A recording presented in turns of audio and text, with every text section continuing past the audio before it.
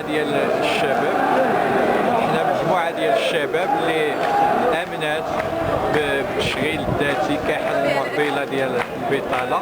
شاركنا في واحد البرنامج باطار مقاولاتي، وكان مشروع سميتو يفلوسي واللي كان برعايه من وزاره التشغيل في شخص لانابيك، وباتفاق ثلاثي مع وزاره التشغيل والتجاري وفابون والشركه الام اللي هي كويكموني.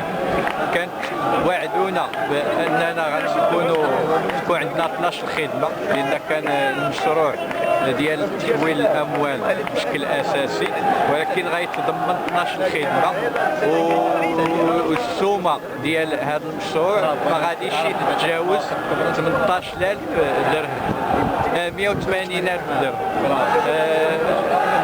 المشروع بحد ذاته كنكتشفوا من بعد بانه عباره على عمليه نصب واحتيال باسم شي حاجه سميتها التشغيل الذاتي، واللي مساهمه فيه ادارات حكوميه للاسف.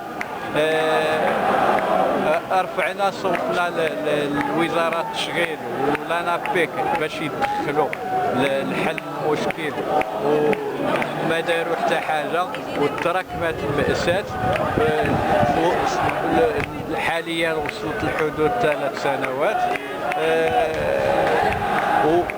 وكان من بين النتائج ان مجموعه ديال الناس ديالنا اللي وصلوا 9 تم اعتقالهم، وكاين اللي متابعين من طرف اصحاب المحلات التجاريه، وكاين اللي متابعين من طرف الابناك. درتوا شي جمعيه؟ حنا انضوينا تحت جمعيه ديال إفلوسي، الجمعيه الوطنيه للوكلاء إفلوسي للتنميه والتعاون، وحتى الشعار اللي رفعناه هو التنميه والتعاون، ايمانا منا بان اننا غادي نساهموا في التنميه ديال البلاد. واذا بنا كنلقاو راسنا ضحايا ديال عمليات نصب واحتيال، ومازال لحد الساعه ما كاين شي حوار في الدوله؟ كانت مجموعه الحوارات ومجموعه المحاضر اللي توقعت مع الاطراف المعنيه ومع وزاره التشغيل، ما تنفذ منها حتى حاجه. رفعنا شكايات بالمسؤولين على المشروع اللي وصلت 3 في الدار البيضاء حاليا في المحاكم ديال الدار البيضاء مازال ما تحركوش. رفعنا شكايه في المجلس الاعلى للقضاء. الحكومه الجديده الحكومه الجديده كانت لقاءات مع مسؤولين كبار منها،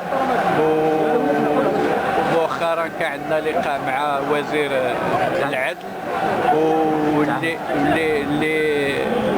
استبشرنا منه خيرا، وكنتمناو ان الامور غتاخذ الطريق الصحيح ديالها. العدد ديالكم تقريبا؟ العدد ديال الضحايا 528. 528.